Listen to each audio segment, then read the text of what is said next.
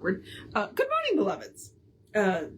Tom cleaned and refilled the water dish in here, and so Chico came in. I knew somebody had come in, but I didn't know who it was. Chico is our official water bowl inspector. He loves nothing more than fresh water. So, all right. It's cold, and I'm just, yeah. Okay. We're doing your spiritual power. Let's do the housekeeping really quick. And all the housekeeping is me reminding you we are Creative Life Spiritual Center. Website is creativelife.org. Constant contact email is info@creativelife.org. The website, no, I already said the website. The email gets you one email a week unless something unusual happens. It's usually weather related, but there's that.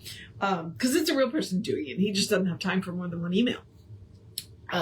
Tells you what's going on for the week and the month. The hot links are hot, and it is a blind CC. Nobody's going to see your email. So you won't end up on anybody else's email list because of us. All right. So that should be everything.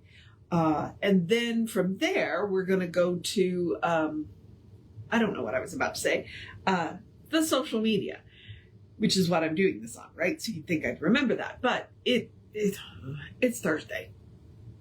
The weather's, because it's wet and it's cold. And when I say cold, it's in the 50s. It's not even that cold. It's just damp and cold. Okay. So the social media, we do not monetize the social media. We don't want to deal with the ads any more than you do. So what we ask you to do instead is engage with the pages. Like, subscribe, follow, based on which platform you are dealing with at the moment. And then, hang on, there were words.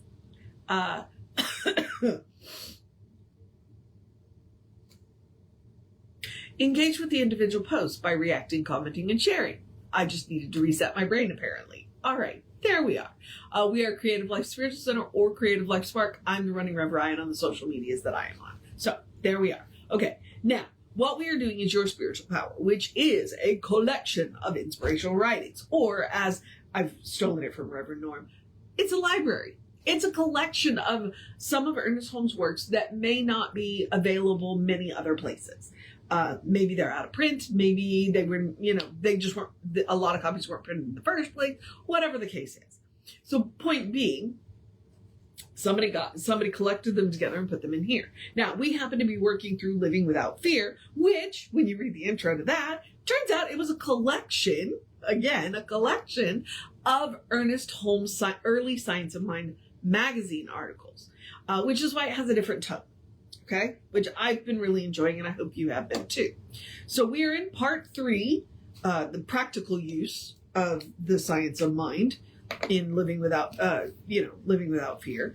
And today we are tackling, the article is The Control of Conditions. When we speak of using spiritual mind treatment for correcting undesirable conditions, we are not suggesting that any mental or spiritual conjuring trick is involved. Nor is the hope being held out that anyone, through imagination, will, or concentration, can bring into their experience that which is unlike themselves. For instance, a person who knows nothing about music would be wasting their time visualizing themselves as a grand opera singer. We must never forget that in dealing with spiritual and physical laws, any energy must conform to the instrument through which it flows. Let's. Pretty on the nose for Ernest there. This statement in no way can be construed as contradicting the limitless possibilities of life, nor the potential possibilities of humanity. But it is evident that whatever the law does for us must be done through us. Hence, it is necessary that we furnish adequate channels as well as being receptive to it. We must furnish adequate channels. I love it. Adequate channels. The facts involved in the effectiveness of spiritual mind treatment in material affairs is greatly misunderstood. Many believe that by thinking, wishing, willing, by concentration, meditation, and prayer, they can bring into their experience something which is utterly unlike themselves. But such is not the case. Yet it would be a mistake to deny ourselves the privilege of knowing that there is an intelligent law which is accessible to us and which will react in our favor when we allow it to do so. In everyone, there is a unique possibility ever ready to become an expression of their individuality. And if they have not yet discovered their particular niche in the scheme of things, they should work more for direction and guidance than fulfillment of some special desire. Oh, okay. So if you don't want to know if you don't know what you want to be when you grow up, then you should be asking for direction and guidance rather than working towards what you want to be when you grow up. Because how can you work towards something that you don't know what it is? All right. I'm with him there. When the mental gate, which obstructs the flow of spirit through the uniqueness of our individuality, is lifted, there will be an outpush which nothing can resist. Every person then should be willing to be themselves, remembering with Emerson that imitation is suicide. Okay.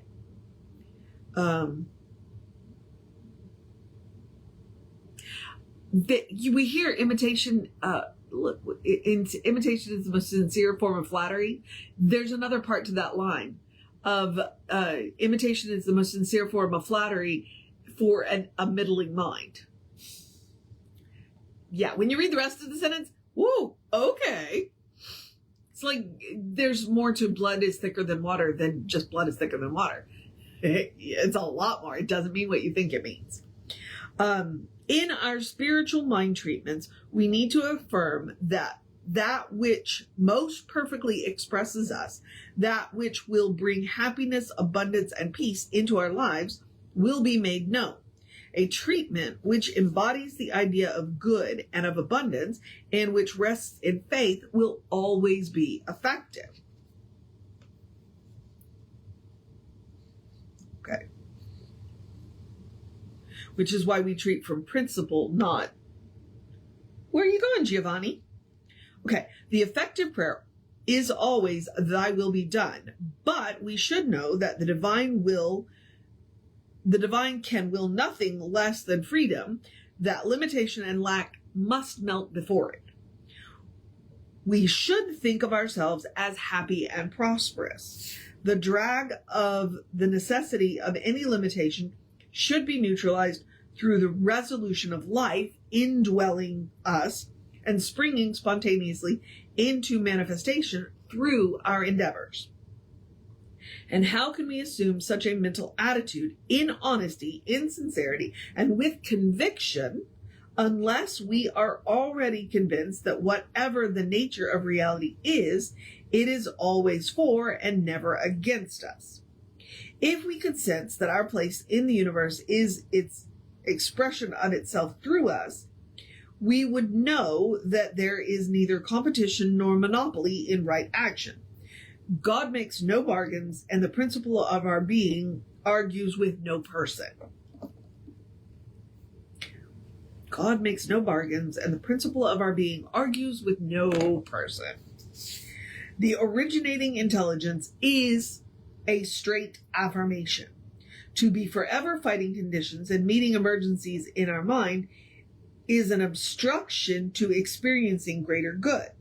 There is a certain divine freedom manifest through all creation, a certain flexibility in nature which we overlook. The spirit cannot flow in freedom when our thoughts are rigid. The gates of abundance are closed and our circumstances become cramped. Unless we can sense a good which we do not see and believe in a power greater than our finite efforts, we shall tread around in a vicious circle of unattainment. Unless we can sense a good which we cannot see. That's that reminder that Jesse's pretty much always going on about. It's like, our good comes from the invisible. Why be scared of the invisible? That's where everything comes from, including our good. So, when we are willing to let go and receive into our intellects the new stimulus, when we have learned that the law which creates and maintains all things is inseparable from our own thought, we are ready to demonstrate, and not until then. When the master metaphysician says that it is done unto us as we believe, he announced the law of mental equivalence.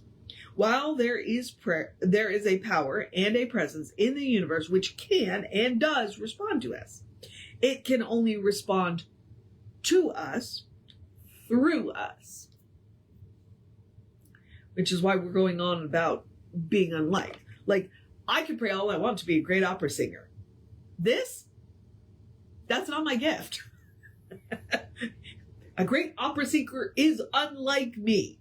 Therefore, I should pray for something else. I should treat for something else, something that is like me. Now, I happen to be musically talented, so I could go play in the opera, but I would have to choose an instrument other than this. The Spirit cannot give that which we are unable to receive. It is infinite, forever flowing, and its nature is always giving of itself.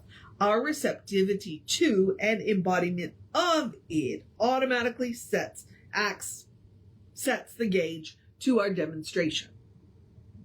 Our embodiment of it is more than a mere repetition of words. Ooh, yeah, you need to know that.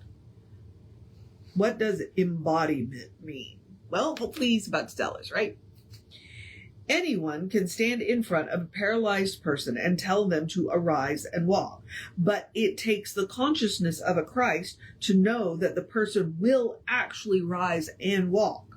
The words used in spiritual mind treatment have a power equal to the conviction behind them. Therefore, it follows that a spiritual mind treatment must convince the mind of the one giving it, and if it is to have any power, must find an embodiment in their mind through which the intelligent law is set in motion, finding an outlet and establishing a corresponding experience. We cannot ponder this thought too deeply, and everyone practicing science of mind should analyze it completely. The mind of humanity is the universal mind, individualized in and flowing through them.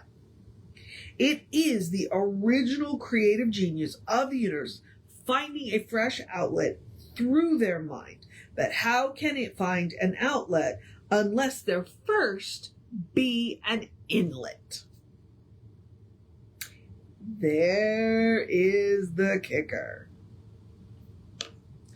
When a person gives a spiritual mind treatment, time spent in bringing that assurance into their own mind, that conviction in their own thought, and that embodiment in their own spirit, which shall thoroughly impregnate their own consciousness with the realization of the presence and the power of an active, intelligent, and creative agency working through them. To this universal agent, there can be no limitation. It is the sole and sovereign agent in the universe, and unless one believes this, they cannot practice science of mind successfully. Otherwise, they have no principle and no power except that of the human will, which always falls in its own tracks and dies for lack of nourishment. Well, that's a little harsh, Ernest. Okay. Yep. Let me read. Did you hear that? Oh my gosh. Okay. Otherwise, they will have no principle and no power except that of the human will, which always falls in its own tracks and dies for lack of nourishment. There is no real mind or spiritual force outside of or external to the original creative cause. In no way does this make mere puppets of individual minds, but it does limit the activity of these minds, if this can be considered limitation, to their perception of reality. Okay? There is plenty of freedom However, in this concept, since we are to recognize our own minds as outlets through which the original mind works through our creative consciousness, rather than a sense of limitation, this should give us a sense of freedom and unfold our imagination, unfold in our imagination a transient possibility. Okay, I want to go back and think about that, possible limitation. The spiritual practitioner's work is quiet within themselves. They must remove every sense of limitation from their work. Let their word loose as though it were an original cause, unconditioned by any relative fact. Now, see, that's really important. Let their word loose as though it were an original cause, unconditioned by any relative fact, which is why we don't work on conditions. There can be no sense of competition, monopoly, restriction, or existing condition imposed upon their word if it is to have power and effectiveness. So perfect and unified are the instinctive perceptions of their word as a subtle and natural cause in the spiritual world that the mind cannot conceive of it in fragments or in parts, but only in its wholeness. So perfect and unified are the okay. Our security lies in this sense of unity and of the inevitable outcome of good. No treatment can have power which supposes an opposite or which seeks through mental coercion to either restrain or compel. Hence it is written, not as I will, but as thou wilt. The will of the infinite can be nothing less than goodness, happiness, and peace. Any denial of a condition in the treatment is for the purpose of eliminating a belief in the necessity of any opposite to the unity. Wholeness, which is being proclaimed, to establish in our minds the recognition, the embodiment, and the mental equivalent of our highest ideals. It is impossible to practice the science either scientifically or effectively unless we are willing to subject our thought to this test. If the mind embodies goodness, it can speak goodness. If it has an equivalent of peace, it can give peace. If it has a sense of abundance, it can demonstrate supply.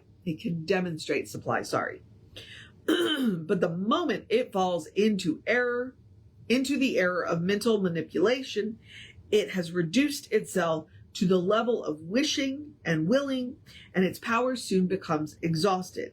The fire dies out, and the ashes of hope lie dead and cold upon the altar of a broken faith. Oh, that is a way to end that. Okay. But the moment it falls into the error.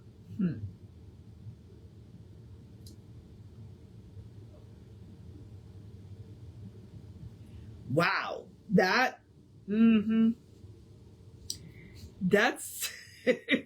okay.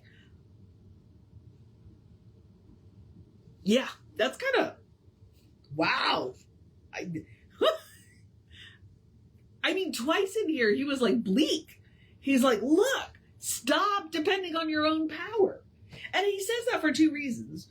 And the main reason being, it's not going to work. And the second reason being, why would you depend on your own power, which is going to fail, if you have this other power back of you that will not, because it cannot fail if we are doing it right. So he is putting the responsibility on us to make sure that we are doing it correctly. The only limitation is our perception of reality, if that can be termed a limitation. Because it means that we can have anything in our perception of reality. Okay? It's our perception of reality. So, as long as we are playing by the rules and we are using that power, we can have anything. But if we fail to play by the rules, it's not going to work. And if we fail to use that power, if we insist on leaning on our own, we are simply going, all right. I appreciate it when Ernest calls it like it is, because Ernest, for the most part, is very gentle. You know, Emma's the one that grabs you by the lapels and says, look, this is the way it is. Ernest is a lot more gentle about it, but every now and again, he's like, look, this is the truth, and you need to deal with it. And I think that's what we got today.